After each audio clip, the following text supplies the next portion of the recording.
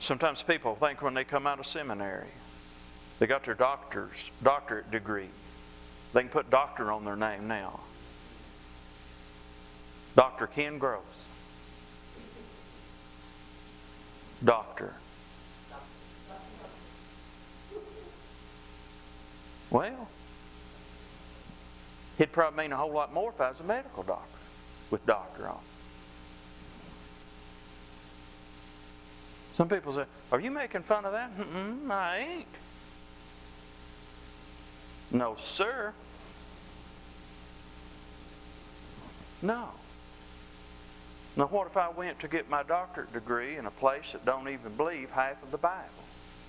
What have I got now? What have I got now? Right. What do I have, brother? What if you went into a place that don't even believe in the infilling of the Holy Spirit like the Bible teaches? And they teach old carnal stuff and old stuff that sounds good, but it ain't good.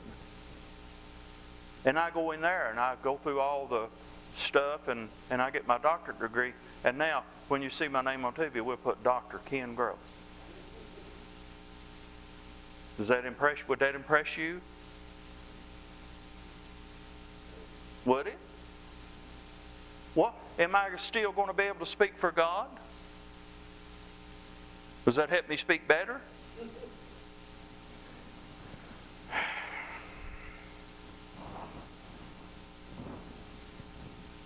Would it? Right. Would that make what I'm saying right? More right? No.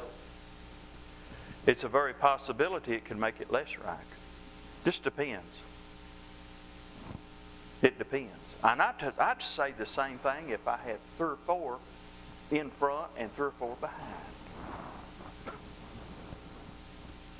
Amen. So many degrees that you could call me Fahrenheit. If I had all of them, I'd still tell you the same thing. I'd say that doesn't mean what I'm saying is right. No more than anything. Praise the Lord. Now, are you against that? Absolutely not. Absolutely not.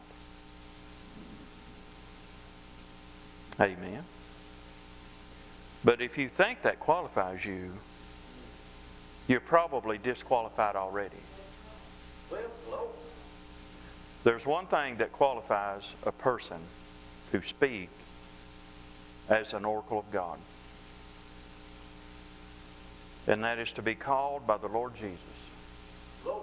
and to be anointed by the Holy Spirit and to rightly divide His Word. Amen. And listen to God and be led of the Holy Spirit that is within.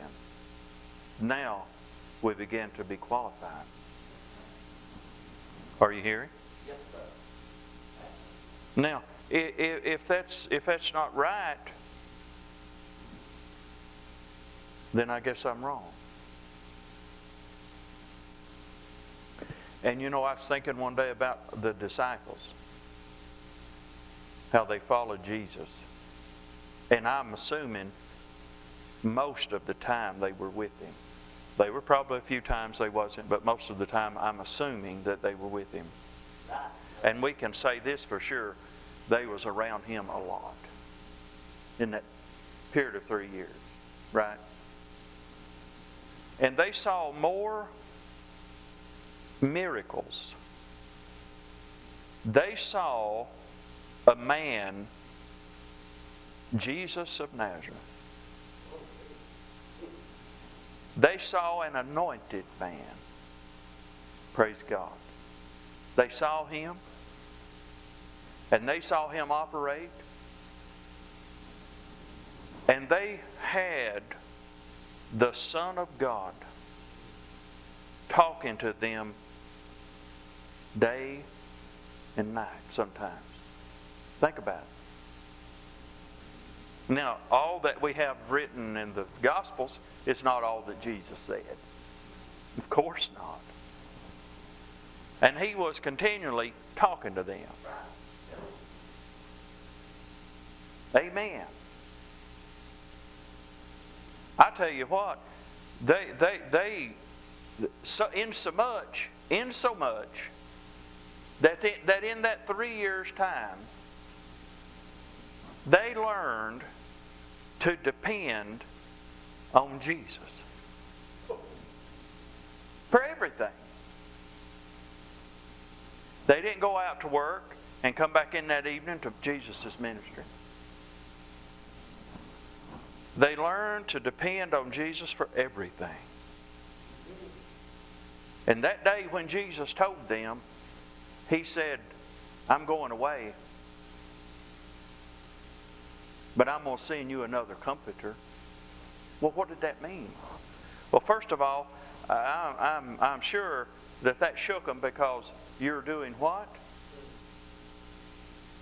But it also lets us know that He was their comforter. They had learned to depend on Him, John. Yes, sir. They believed His Word. Now, they had their moments, of course, like some of us do.